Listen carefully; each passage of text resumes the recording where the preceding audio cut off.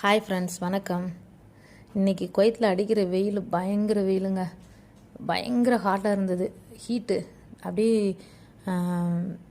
வெளியில் போனவொன்னே டைரெக்டாக அந்த வெயில் மேலே பட்டதும் அவ்வளோ ஒரு வெக்கங்க. தாங்கிக்கவே முடியல. நம்ம போட்டிருக்கிற ட்ரெஸ்ஸு முதற்கொண்டு அப்படியே தீப்பிடிச்சி எரிஞ்சிரும் போல் அவ்வளோ ஒரு சூடு நம்ம மேலே வந்து விழுது.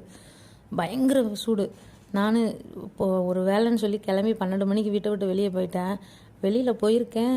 வீட்டை விட்டு இறங்குனதும் ஏசி பஸ்ஸு தான். பஸ்ஸு ஏசி தானே, இங்கேருந்து ஏற போகிறோம், அங்கே போய் இறங்க போகிறோம்னு நினச்சிட்டு போயிட்டேன்.